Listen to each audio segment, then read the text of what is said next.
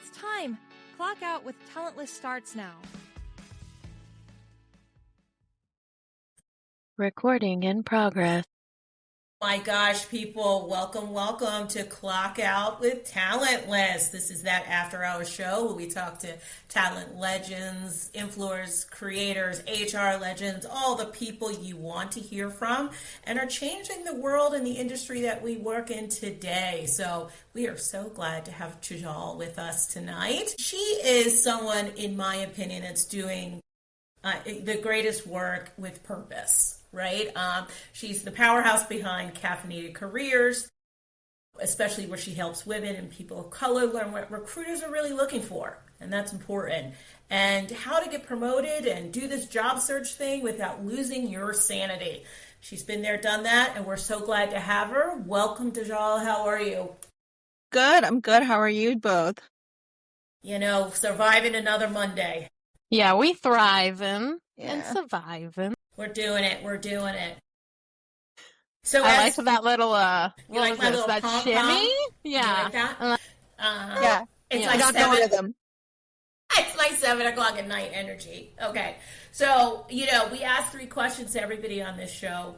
And so we're going to start with the first, which I'll ask which is, what is the story behind your journey? How did you get to this point in your career? I feel no one, when growing up, none of us were like, I'm going to be a recruiter. I'm going to be an HR person. That was none of our dreams, right? Like we all wanted to be an astronaut or the president or a doctor or maybe even a teacher. And I ended up falling into HR and recruiting. I knew I wanted to be in business and I knew I wanted to be more in the corporate side. My mom owned a business back in India, so I had seen her going through management and leadership and handling employees and handling customers. So I knew I wanted to be on that end. And I ended up in happenstance with an HR specialist role, fell in love with staffing and recruiting, and moved across the country, found a job at Robert Half, and has just kept going ever since. For recruiting so far has been the perfect career for someone like me because I have ADHD and I'm a massive extrovert.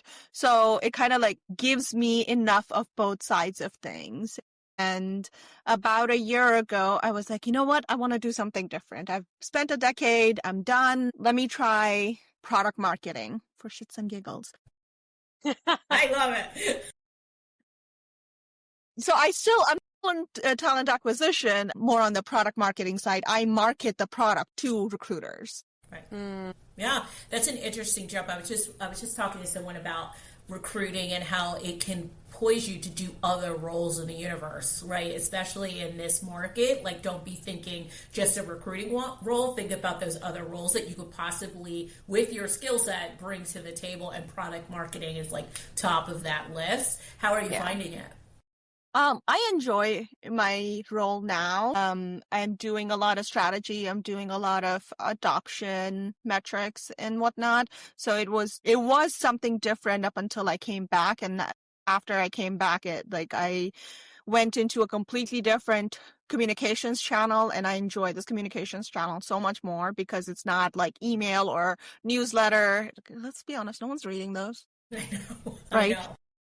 So, and I'm like, listen, no one's reading those things. So let's talk about how we can make in-app adoption better. So that's what I've been doing and I get to bring my recruiter perspective on in here and say, okay, as a recruiter, these are the steps I would take. So let's try and figure out if this is true for most recruiters and try and figure out how we can lead them to the behavior change that we want them to get to. What are the products that y'all have that recruiters would be using? Yeah, so mostly it's our internal applicant tracking system. I see. Okay. That is our major product and it's so many updates that every week I have 1 or 2 that I'm launching. Wow. Wow. So it's, even if it's small changes, right? if you ever go to a website and it's something is new and then like there's a pop-up says, hey, this thing is new, tour this thing. Yeah, I am the person that creates that. I love that. So I know you have that part of your life, and I know it's a strong part of your life, but I know you have the creator, influencer side of you as well. When did that journey start? Why did you kind of decide to do all of that? Yeah, I want to say I started in 2016. 2015, 2016, I was working at a corporate job and I was told from my leaders that I cannot prep my candidates.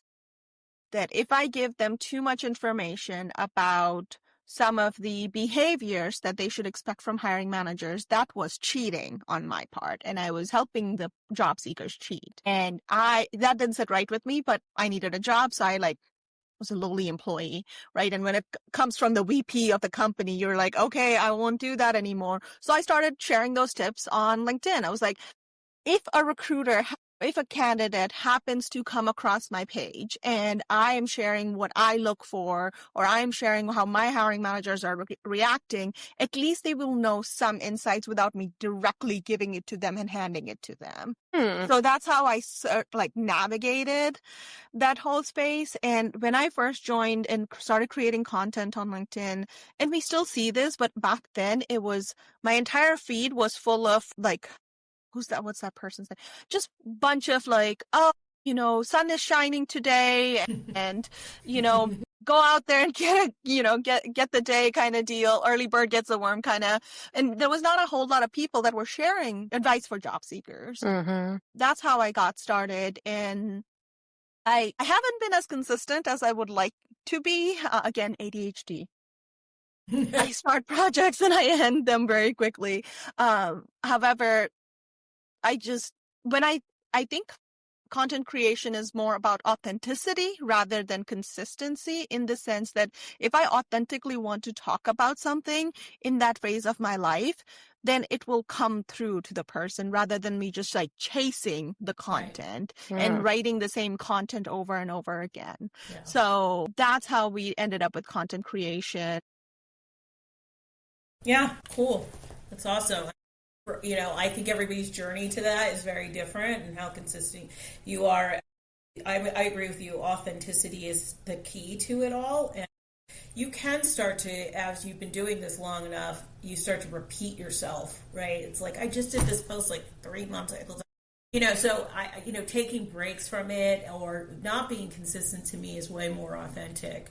To me, but I don't know. I know everybody who's a LinkedIn like guru says, you have to be consistent, but I do think there's times where it's necessary to step away from it wholeheartedly. Yeah. I want to ask, because so many people are always like, I fell into recruiting. What was the plan prior to the fall? Being a director of operations. Okay. So we went adjacent. Like the 7-year goal was like we ended up being a director of operations and I wanted to work at not a company like Amazon, but I lived in Illinois, so we had a lot of manufacturing companies and supply chain companies. So one of those companies is like what I was interviewing at. A lot of those companies. Yeah. I like that, because no matter what, you were always looking for like inefficiencies and things to fix and strategies to use to help people like at all points in time. So hey, you're true to form. I dig that. I'm a problem solver. I am such a problem solver that I have to 7 years ago, I adopted this phrase when somebody comes to me and they say, I have a problem. I'm like, do you need me to be a black hole or do you need me to help you solve a problem? Because I realized I was just like constantly jumping into solving their problem. But sometimes people don't need that. Sometimes they just want to vent, right? Mm-hmm. And being in HR, being in recruiting, I kind of had to be like, okay, I am a black hole. Whatever you put information here, not going anywhere. It's going to stay right here. But I need to know that before we start having this conversation. And you can change your mind in between, right? But I needed to know that information so I didn't engage that problem-solving mind side of my brain. Yeah. Let me ask, with now your change into product marketing, if caffeinated careers, like if everything was full on paid and money didn't matter, what would it that you would be doing with like your day? Like, would you still be doing product marketing? Would you completely halt and go towards caffeinated? Like, what if it's the dream, no money matters? What are we picking?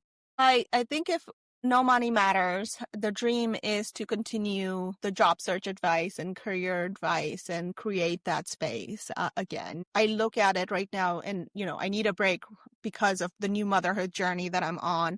But also, like, my brain is super fried. I only have so many spoons to give. And unfortunately, this content creation on the recruiting job seeker side, I'm like, there are so many voices that are much more impactful and are so much better at it right now than I am, that I'm just adding to the noise. So I would rather show up and support the two of you or Amy or Kristen, rather than like creating more noise in that space by creating my own content. So if money was not an object and if I could do something, I would 100% do job search, helping, and career coaching to more people. Specifically, what I would want to do is help underprivileged, domestic abuse victims, veterans, homeless veterans, low-income kids on how to navigate the corporate world and how to get ahead. Because I was a low-income and I didn't know anything about corporate world because my dad is a cab driver and my mom had passed away, but like we were in India when she had a business. So I didn't know anything about American corporate side. So I learned a lot of it by like doing. Yeah. So that's what I would do. I would spend a majority of my time volunteering it back.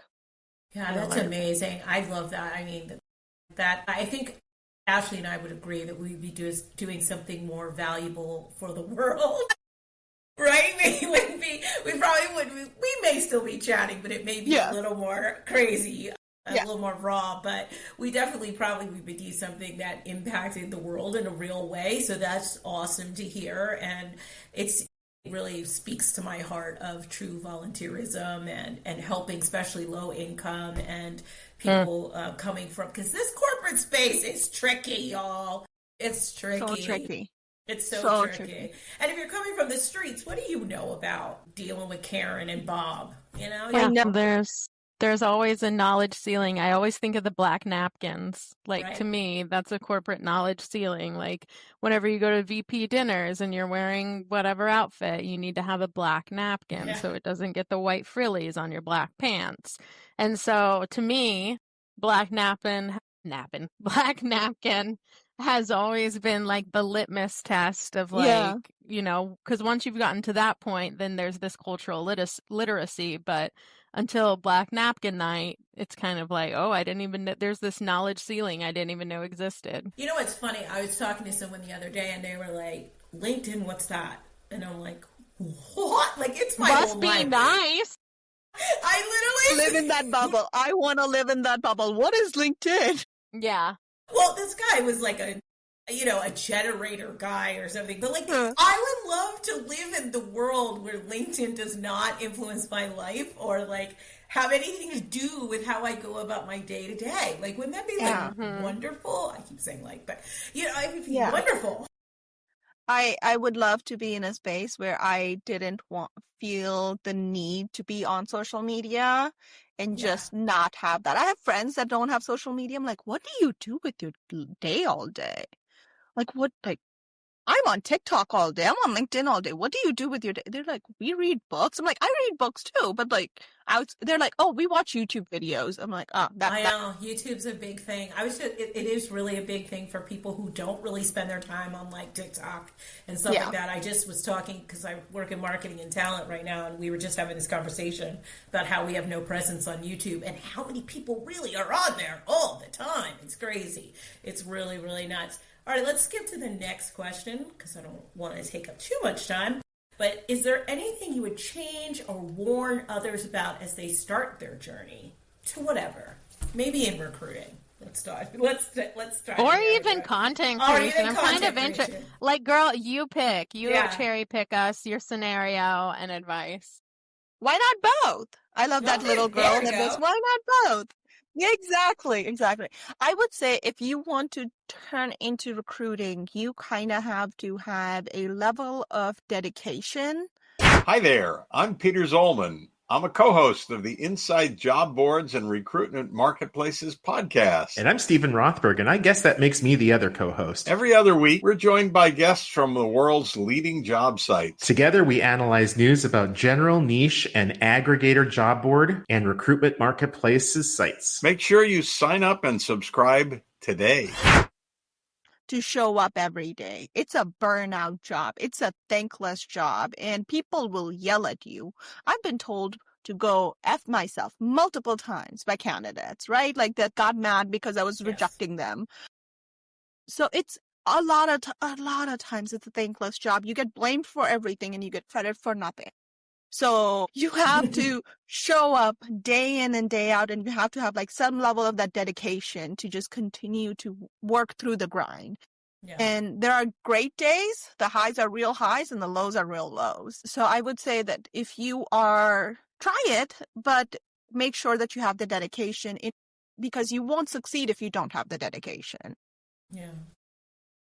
And for content creation, because at Amazon, I have people reaching out to me constantly. They're like, can I pick your brain on content creation? And I'm like, absolutely. And I tell them, I'm like, show up authentically, whoever you are, unless you're an asshole. I'm just kidding. I love it. Yeah, don't show up like that. Don't show up as a dick. I mean, or maybe do and warn us all so we don't follow you. Like, oh my God, right? So I always tell people in content creation, people will figure out whether you are being real, whether you're being authentic or not. And you need to have that authenticity about yourself. You need to show your true self to a certain extent. Without showing who you are, you're just putting up a facade. And that's not a brand. That's fake. That is not going to last. If you want to go in it for the long haul, you need to have parts of your authentic self in there. Absolutely. And I think, so these two things kind of tie hand in hand because like with recruiting, there is a form of like this emotional resilience that you have to like keep coming back and like keep taking it and keep, being everybody's problem. But at the same time, you're the only solution and the whole house is burning if you can't get it right. Exactly. But there is also this very, very large vulnerability that you have to be authentic on social media, because I am one of those people who I don't have a personal TikTok. I don't have really much of anything, no Facebook, no none of that. And for me, LinkedIn gives me anxiety. So bad, like worse than every Sunday combined. Anytime I click comment or post or anything, because I'm just like, and it's honestly like if I met these people in the streets, I'd be like, phooey on you. I don't care anything that you think about me. Like I stand on what I say, and I still do. But there is something about it living in the ether forever, about getting new facts every day, about just like 50,000 different things that impact me to make me like, oh, this is rough.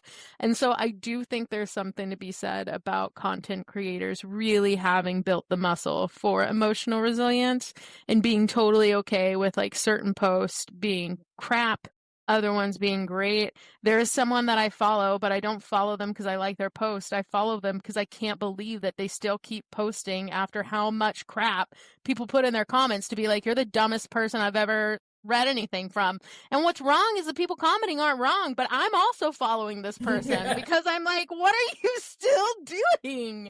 Like writing it. And so there is like almost to a fault an emotional resilience that I dream I could get one day. Yeah.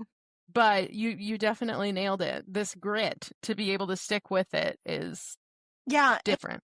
And you have to, I did this early on in my content creation journey when I said things that were maybe controversial and I backed down, right? And now I'm like, I look at things and I think about what I'm going to post when I do post, and I stand 10 toes down by whatever I posted. And if somebody comes in and is trying to pick a fight with me or do like any of those things, I'm like, listen, like, I don't have the energy for this. Yeah. I will push back because I say this all the time. George Bush needs to be sued because there have been plenty of children left behind when it comes to comprehension. No, not little shrub, not little bush. No. Oh my God, that's hilarious.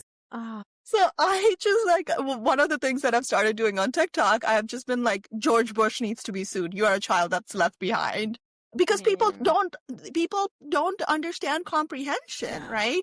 And I had this happen with somebody the other day when they like came on my post and were like trying to argue with me. I'm like, listen, I said what I said. I'm not doing this, but I find it interesting that you came on my post rather than going on the other person's post. If you like their post, next time just go on their post. Right. Don't comment on my post. You disagree with me, right? And they're like, this is getting disrespectful. I'm like, you started it. And I pushed back. And I said, Tejal's ready for a fight. Okay. I'm like, Active respectfully, receipt holder. you started it. So I hope you, and it's always people, and I always want to message them and be like, recruiters are going to see your comments. Right. And you're impacting your job search because it's people that have open to work banners. And I'm like, recruiters are going to see this. Hiring managers are going to see this. And I don't judge you, but there are plenty of people who do. So yeah, it's always a thing because I'm like, internet is forever. Yeah, it's forever. Right, and even though you're a keyboard master over there, it's blind. It's still seen by trillions of people all the time. Like, I think it's funny, and it's so funny with the algorithm now, like repeating in LinkedIn, like 3-week-old posts. Your comment truly lives for. It's just gonna keep coming back and keep coming back. Like, so you better delete it or figure out a better way to represent yourself if you're job seeking. I'm sorry. Yeah, and if you're okay with like people coming across like you coming across like that and people perceiving you XYZ, great. I know how I come across and I'm okay with that. If a future employer is looking at my profile and saying, hey, she's not for us, great, I'm not for you. But I have the option to say that. I am not open to work right now. I don't have to find a new job to pay my bills. So it's a different strategy. And I'm also, I tell this when people are doing content creation while they have a corporate job. I'm like, when you look at me and when you look at yourself, just remember, I am not the breadwinner in my family. Right. If I get fired for saying something, for defending a political stance, I don't have to worry about this. Do with that information what you will and show up how you want to show up, especially in corporate roles, right? People have to understand that, like, yeah, you want to be a content creator, that's great, but you also need to ensure that you have a roof on your head. Yeah. Unfortunately. It's tough. I mean, and there is still a lot of old school corporations taking the line, like, whatever you put out there represents us, even though you put the my opinion is my own type of thing. Yeah. So I think you just have to be super careful. And I don't think people think some of the things through. They're on their couch scrolling through LinkedIn on their phone and they're like, oh my God. And they just start writing back. And like, that will burn you in the end if you have that green banner up. Like, when you don't have it up, go for it, right? Yeah. Like, or if you don't want to get fired, be careful. But you know what I mean? Do what you have to do. But if you got that green banner up, like, you better watch it. Yeah. And I especially say that for women, people in marginalized communities, and because we are held to a different standard. Absolutely. We are absolutely held to a different standard, and we have to look at it. Yeah, it's unfair. It's absolutely unfair. However, we live in an unfair society, so we have to work in that society. Unless we are like going to the woods and the forest and like building our own compound, until that happens, like, we need to live in this society and we need to function in this society and we need to continue making money. Yeah. Whatever Definitely. that means. Last time we tried the compound, they named it Salem and then tried to kill all of us. So they were like, this is wizardry. These women making money, talking with numbers, wearing shoes. I have so much information about that whole thing that we need to talk about it later, because like the people that they did that to were widows or were women that did not have a male heir. Right. I know, it's totally crazy. See, it was property grab. it was like these women also were workers because they didn't have men, and so they worked in like the Yeah. poppy fields and stuff, and it made them hallucinate. And so when people thought they were literal witches because they were like, look at the man in the field, and they're like, what man in the field? And meanwhile she's like heroin high because it's poppy seed.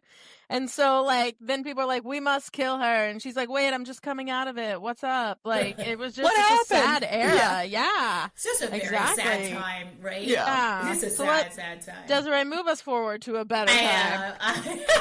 Yeah. Let's move on to the last question. Where do you think this journey, both career, recruiter, product manager, whatever, will take you in the next 5 years? Excuse me. I would say that I don't look at 5-year plans. Good for you. I have created many 5-year plans that have not come to fruition. And I look at a 1-year plan and think about what my goals are this year. And I tend to evolve them every year. So I don't have a 5-year plan, unfortunately or fortunately. I don't think there's either way. I don't think one's right or wrong. So. Yeah. So I would say my 1-year plan is to ensure my baby's still alive. Good plan. That's a 10 out of 10 on the plan here. I want to restart posting content on LinkedIn for job seekers and creating more content for job seekers. That is my 1-year plan. I had promised my husband that I will not take up any new projects this year that I don't already have committed to. So this is just me it's already committed to. Silently rejecting all those other ones. Exactly. So that is like my 1-year plan is to restart writing for job seekers and just be in this moment because I'm no longer a 5-year plan kind of person. That's great. And you're a new mom, right? Yeah. And that alone is its own massive project. So I think you have enough going on to take up a year or 18 of them. Yeah. So at the least. So I think that I think a 1-year plan is definitely sufficient for you at this time. And always, I don't believe in necessarily 5 years plans. I kind of argued with Ashley about this question. First of all, that's not even the question. It is the question. It's where can we catch you in 5 years? It's not. It's never been that. Thank you very much. It should always have been. No. We got to redo all the episodes now. We've never asked that question ever to We Joel. ask that question all the time. I do think that, though, I love to hear whether people are taking the journey towards more content creation or focusing on their careers, because I do think that also guides our listeners, like, where is the world kind of going and what are people's plans to these big names out there that are already doing the work. So I love the answer, and I actually don't hate the question, but, I do think that it's not the worst recruiting question ever, right? Interview. Where do we see you in the next 10 years? Like, please leave me alone, okay? I'm trying to put my pants on every morning. I don't know what 5 years looks like. Just trying to get through the day. Right? I'm just trying to get through day by day. I don't have a 5-year plan. And I think in the content creation space, create a month plan, not a year plan. In the recruiting space, create a 3-month plan, not a year plan. And in the parenthood, just create a day plan. Hour by hour. Some days minute by minute, baby. So I think it depends. Like the plans depend on what role we are fulfilling in that moment. I love it. I want you to tell all the people where they can find you, how they can connect, if you want them to connect with you or follow you. Please give us all the deets. Yeah, LinkedIn is my best avenue for job seeker advice. If you would like to know my thoughts on other things, I am available on Instagram as well as TikTok, but only follow me on TikTok if you're ready to get the spicy opinions. That's where I let it out. Are you just your name on TikTok? Yeah, it's Tejal Rives. Okay. Perfect. Thank you so much for having us. Thank you for having me. I don't do the accent. Why are you doing the accent? Because I even looked you in the face to say it. I was like, thank you. You're the worst. No, Anyway. I know. Let Desiree do it and do it right, because I don't know what I'm doing. Thank you, everybody, so much for joining us on this episode of Clock Out with Talentless. Please visit our website at talentlesspodcast.com or wherever you get your podcasts. And follow us on all the things, YouTube, Instagram, Blue Sky. Oh, I don't even know. We're so many places, but just do it. Thank you so much. Have a great night. Bye-bye, y'all.